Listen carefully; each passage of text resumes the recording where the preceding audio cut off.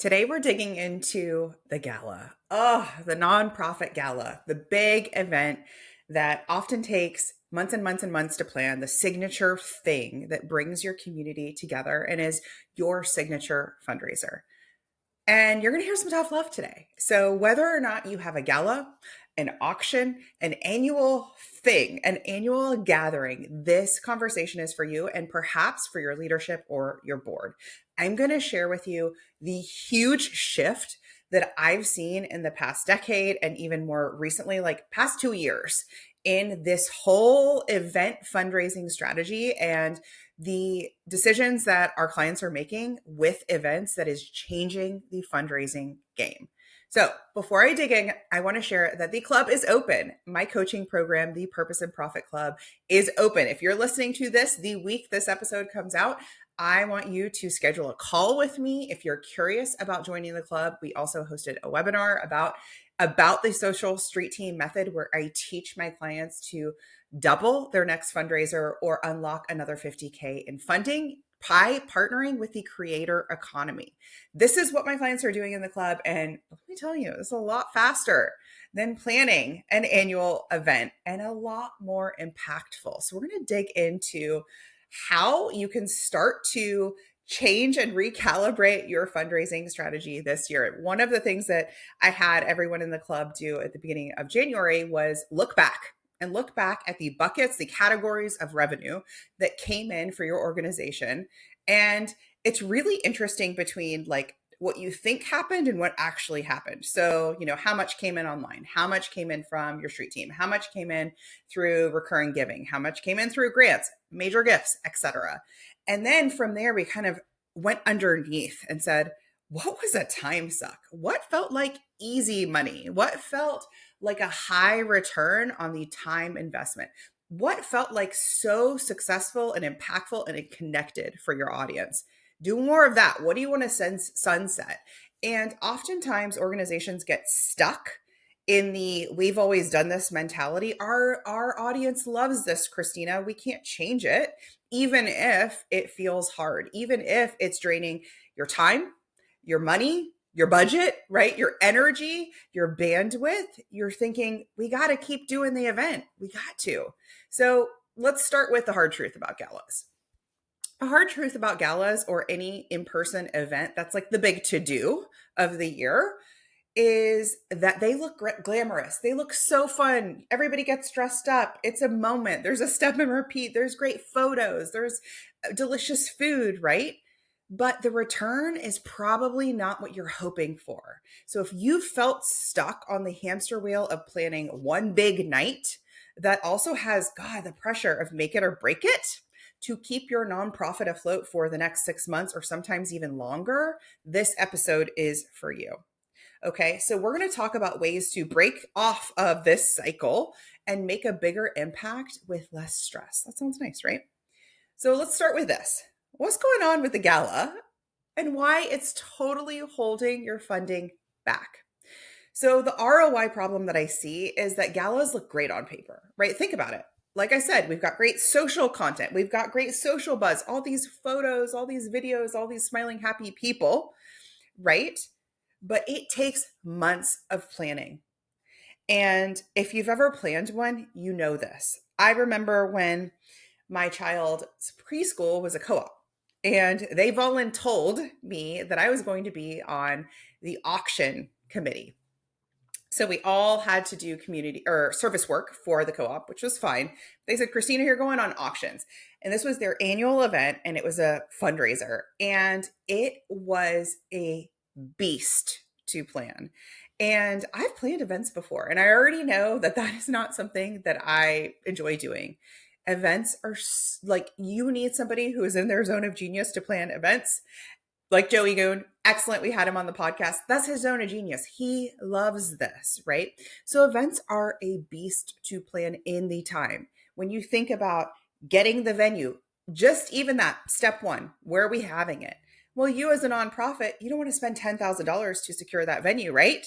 You want to negotiate it. You want to make sure you can get it in kind or for a very, very low fee. Just step one of that process can take weeks because you have to tour the venues. You have to negotiate. You have to ping pong it back to your board, see what they think, right? So the months of planning really starts right out of the gate. From the moment you're like, we're having our gala. Even if your gala is at the same place every single year, there still is the same dance of figuring out all of the vendors, figuring out the dates, the times, the getting all the auction items or whatever it is that is part of your event, the talent, music, DJ, maybe there's a performance, so much time. And most organizations, I find, their staff is already doing the job of two people or more, right? So when you add event planner, project manager on top of this, it hurts somewhere else. It hurts in your donor relations. It hurts in your outreach. It hurts in your retention and follow up.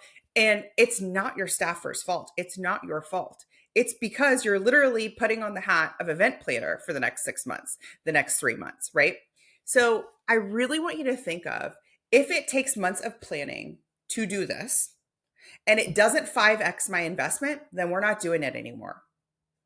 Let that sink in. If it takes months of planning to do and the time and the expense of putting on the event, your investment isn't 5x, you need to rethink it. So boards believe that galas are essential because donors expect them. And this is the chicken or egg, right? We've now trained the donors to expect them. So they're like, I guess this is the thing we go to every day or every year, right? So donors don't have to expect them. And in fact, oftentimes don't want them.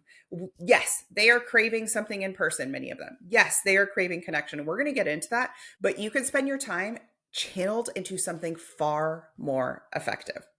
So boards think that, this is what your audience wants, but that's not always true. And I want you to really be open with this episode today and think about, because I'm going to share with you some actual events that have worked for our clients that are great, that are low lift, high impact. Okay.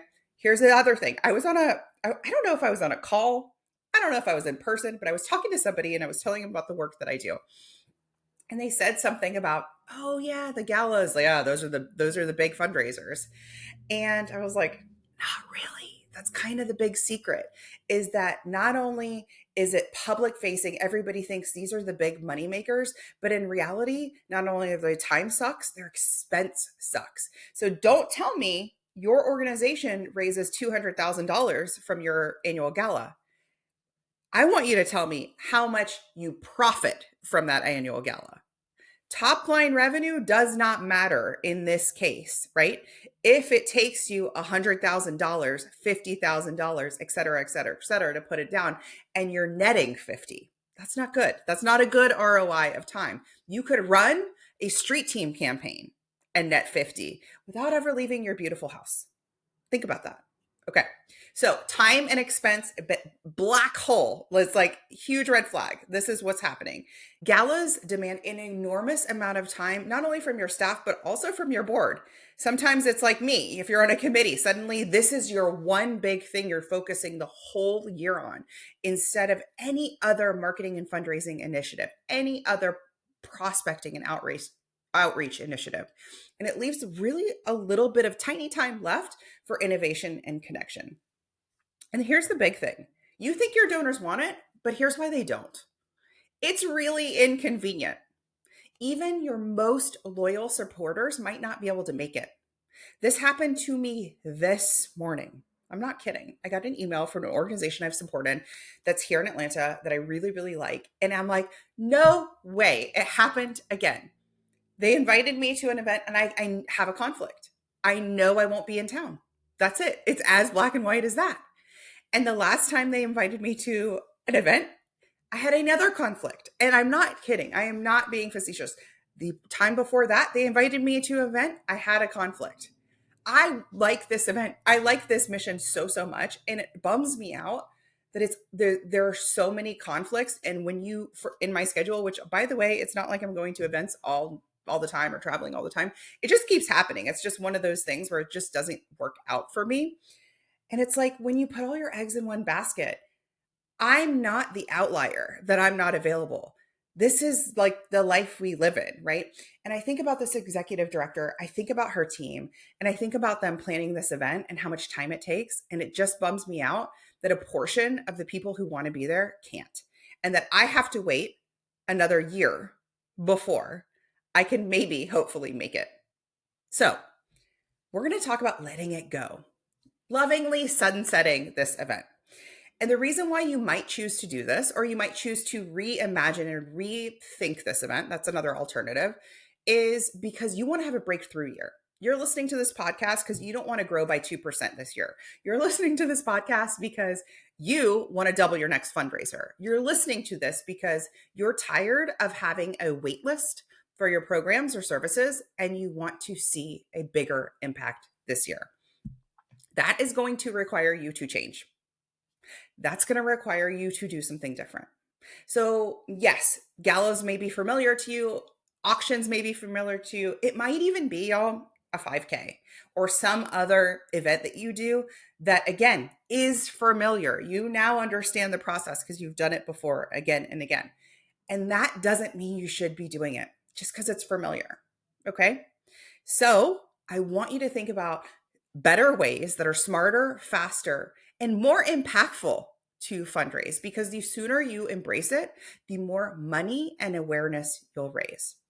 Let's dig into that. What are some smarter, faster alternatives to this old school fundraising? This fundraising that you read in a book, somebody told you about that worked, y'all. It worked 25 years ago. It might have even worked 10 years ago. It does not work anymore. So, whenever I'm thinking about any sort of event, especially in person, I will say this to you again and again: low lift, high impact. Low lift, high impact. What is not costing you a lot of time or money, but has a high impact? That's what we're looking for. That's that recipe of like, yep, let's do it. That's green light it. So here are some examples. I've had clients who have hosted brewery pop-ups, porch parties, barbecues, bingo nights, garden parties. The bingo night we just talked about in the club because one of our clients in the club went to actually it was a daytime bingo, a bingo day. And it was, I think, at a restaurant or brewery or something like that, very family friendly. And she said, "Oh, I'm going to have to go back. I think they raised either 10 or 20,000. No, they raised 40. I think it was $40,000. That's what it would raise. Community driven, grassroots event, low lift, high impact." And I also love how accessible it is to be like, do you want to come to our bingo day? Here's where it is. Here's the date and time. There's not the pressure of the gala to sell it up front when it's something that isn't a big expense eater. So for example, if you know that your gala costs $100,000 to put on, between venue, between food, between entertainment, et cetera, then how do you feel in the 2 months leading up trying to sell those gala tickets? You're like white, tight knuckled going, who can I sell a table to? Who will sponsor a table? It's all you can think about. It's all you can think about because you're like, I got to at least sell $100,000 worth of tickets to break even on this event. Think about that. And it's all you're spending your time thinking about. And it's all you're telling your staff. It's all you're telling your board to do. And it is such a terrible use of time versus something like a bingo get together. Sounds so fun. And you're like, this is what we're doing. Here's what it is. You send out some emails. You let your board know. They invite their friends. Low lift, high impact. Garden party, same thing. Brewery event, so fun. One of my clients did this. It was hosted by one of their board members, and they've really been dipping their toe into reimagining events. When I first started working with them, they were stuck in the golf outing. You know, the golf outing. This is very tried and true. This is adjacent to the gala. So this is like fundamental events 101 for nonprofits. And there was a time where the golf outing worked for them. It was great. Sponsors, huge show up rate, the whole deal. And what they saw was this depreciating return.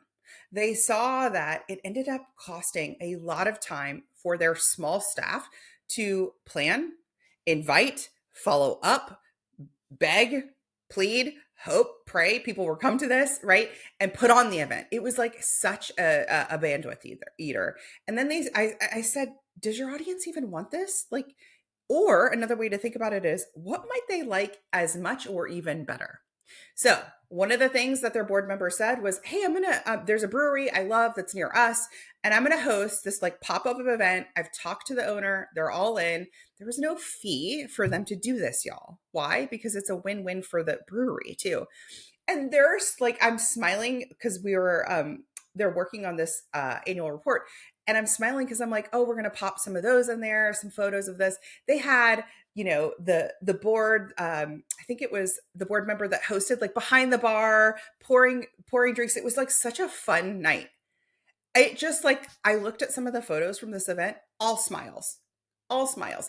Were able to gather people locally. This is a international organization. So they even were able to do this, even though their organization isn't local, but they were able to gather a subset of their donors, supporters, volunteers together for this like easy breezy, fun night. So fun. Brewery pop-ups. What else? Porch parties. So I'm in the South, so that's what I would call it. But like, what if you have a board member, a volunteer, a supporter who's like, I'm going to host a porch party. So instead of inviting 300 people, right, this is like a more micro event. Y'all, a micro event can raise 50K. Did you know this? A micro event can raise 50K. A micro event can bring in more new donors than your gala that has a barrier to entry at a $200 per person ticket. Think about that.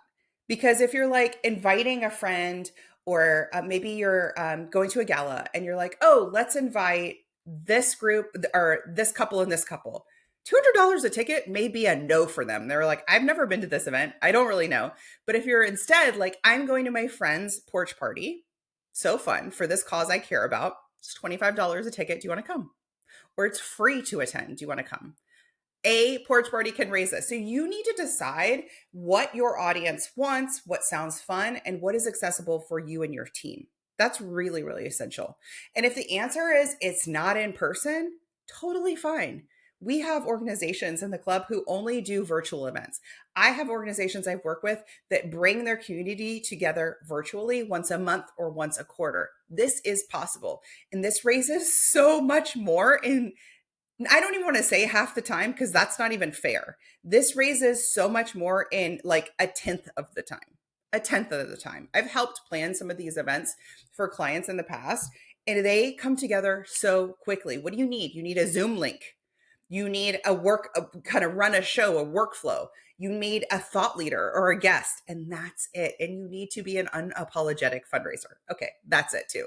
So anytime you're hosting an event, and this is like a sidebar, you want to make sure that this is a fundraising event front and center if that's the goal. If it's not the goal and it's more of just a thank you event, that's something else. But a lot of times in events, I do see when they don't have a high return, it's because somebody was scared to make it a fundraiser during the actual event. So let's talk about some smarter ways besides the low lift in-person event, besides the online version, right? But there's also just digital fundraising, y'all. So peer-to-peer, online challenges, virtual mini events, digital fundraising, and partnering with an influencer or a creator is such a great use of your time and impact. So think about this. If you partner with a creator and that creator already has an engaged audience, AKA this is partnering with a street teamer, like bringing somebody on your street team, and you want to co-create something together, co-brand something, co-create a pop-up night together with their audience. How fun would that be? So fun. Maybe you're being brought on as a thought leader or expert to talk about something that their audience cares about. Or maybe like some creators who already have an engaged audience that gathers together already. Let's say they gather together once a month. Maybe this is an online entrepreneur and they do a journaling meetup once a month online. You could be the beneficiary of that journaling meetup, right? You could be part of that. It's like, where are people already gathering together online or in person? And how can your organization have some mission alignment with that and be the beneficiary, be part of that gathering together. There's so much opportunity there that no nonprofit is doing, very few. Unless you're in the club, you're not doing this, right? So as you're listening to this, I want you to do a little litmus test, and I'm calling it the 5-hour rule. The 5-hour rule means if it takes you more than 5 hours to plan and doesn't 5x your time into dollars, stop it. Think about that. And if you don't know the answer to this, and this can be like a tough one, sometimes you have a gut check of like, did this feel like a good use of time, good ROI? But for something that is a little bit more of a longer trail, or just feels like, oh, well, I only work on the event, planning in the morning, blah, blah, blah. I want you to start tracking your time. Go to Toggle, Toggl. It is a free time tracker. And every single moment that you are on the phone, writing an email, writing any piece of marketing, talking to vendors, anything that is talking to board members, committee members, anything that has to do with the event, I want you to track it. So that even if this event is still happening, so that you can log and go back and say, wow, this took me 150 hours to plan. Now we have other staff on this too, but just me alone, it took 150 hours. And I want you to look at how much you made. Again, not top line, but I'm talking profit. How much profit was made from the event after you took all the expenses out? Food, drink, entertainment, takeaway items, anything that was an expense, favors, party favors, things like that, right? Anything like that. And then I want you to compare, was it 5x? If it's not 5x, I want you to reimagine that event. I want you to think about, what are events that you want to attend?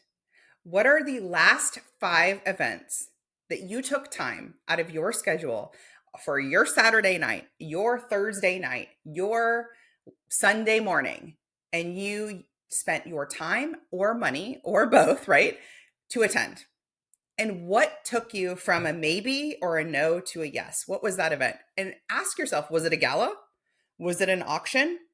Where you see the same stuff at an auction, y'all? It's the same stuff. It's the same stuff. A gift card, a spa basket. It's the same stuff, right? Was it what was it? And why was it a yes for you? And then I want you to do the same exercise for your ideal, your perfect fit, your already current awesome donors. Think about them. And I want you to just think about, like, what would be a heck yes for them? Is it the current iteration of the events you're planning? Is it that? Or could it be something else? Could it be, I just saw another one that looked really fun, and it was just like a pop-up karaoke night. And it has 2 tiers of a karaoke night. And it was like, it's at a community center. It was like, how fun, low lift, high impact. It had 2 tiers. It had the, what do they call it? They call it like the PG version, which was like all, PG related songs that were happening during the day. And then at like 8 o'clock, there was an intermission. And then at 8 o'clock, it moves into any song you want. And it was adults only, right? And I was like, what a fun way to get people together. What do you need for a karaoke night at a community center? What do you need? You need a karaoke machine. You need people who want to sing or cheer people on, some food, some drinks. Make it a fundraiser. Don't bury the lead. I want you to be a fundraiser front and center, and we go. And that's it. If you hosted a couple of those, not only would your fundraising revenue grow, but your donor, like, you would bring in new donor leads. Because think about who goes to a karaoke night. You're like, I'm not going alone. You're bringing a friend. You're bringing a hype crew to that. So what a way to bring people together and lead gen. So my hope for you in this episode is not that you say, we can't do an event anymore.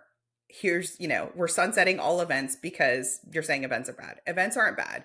People are craving connection. Your donors and volunteers do want connection. That connection can be in person, or that connection can be online. But your mission is craving profit. So if your event isn't profitable, and it's not a profitable use of your time or your money, it has to stop. You need to be thinking about your organization this way first, through this lens first, because you're listening to this podcast because you want to scale and you want to have an amazing impact this year. And that means you need more donors, more new donors, right? In your pipeline. Yes, we need that. And we need more donations, more funding. And so the event, the dinosaur event of 10 years ago and yesteryear needs to stop. And instead, I like this idea of pop-up events or mini events or low lift events. You get to pick the word that makes sense for your mission and your organization. And and street team first. This is what I would say for you is until we have our street team rocking and rolling, we have our first 10 street teamers made up of online influencers and creators together, right? Until we've launched our first campaign, we've unlocked another 10K in funding, 20K in funding, 50K in funding. We've brought up more visibility or more enrollment, whatever your goal is for your street team.